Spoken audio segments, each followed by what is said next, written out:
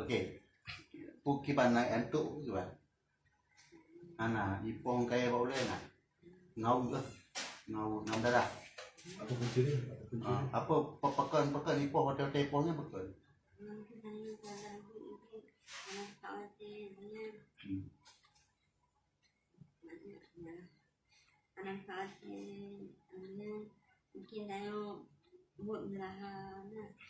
Oh, disebabkan mungkin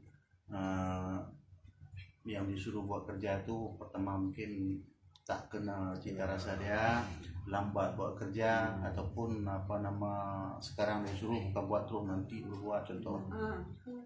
Jadi tak tepat waktu lah. Jadi punca-punca lagi yang ipoh ju. Mana? Punca-punca lagi yang ipoh. Puto kamera kan? Puto kamera boleh. Nedam. Boleh jeda lah ya.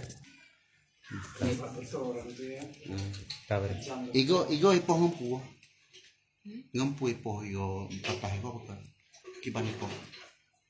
Nang kaya atau ngajaro? Ngajaro. Nairi kamno. Itu kok.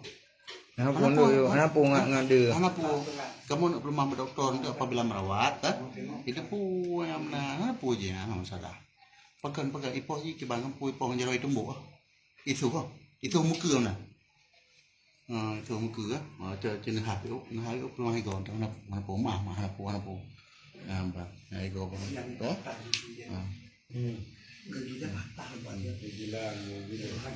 Ya ini jaro. Nyo pakai na? Nyo isu iya. Nggak itu yang soal lekoi pu promo ha. Oke. Istri dia yang siram air. Istri dia siram air kan? Dekat sikit. Dekat sikit. Kaki Yang di belakang tu tengok ada yang siang panas.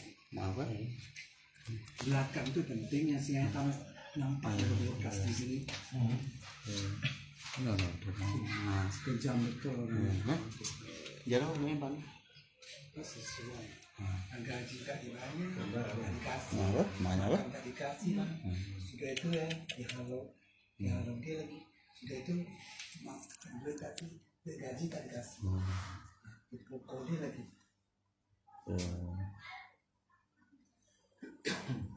Oh ya Allah, jangkau manusia. Hah?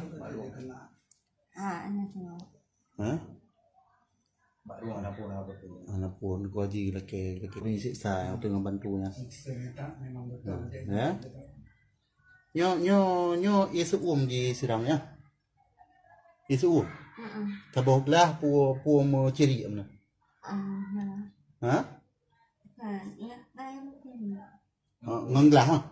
Ngenglah. Nyo na yang itu mentang ataupun na ipoh ngangkaya ataupun ngawu. Ngawu na ipoh baru. Pegah ju. Oh nah. Gaji na jo. Padu trik mana dipen? Mana digaji? Itu. Anak pernah dipen?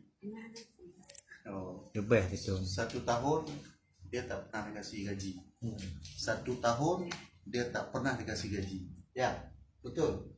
Sikit pun tak pernah. Sekali berapa? 1 juta, 2 juta. Ya. 2 juta, 3 juta tak ada. 1 juta, 2 juta aja lah. Sekali saja. Lepas itu enggak ada. Pegang sendiri pun tak ada. Tak ada. Ya.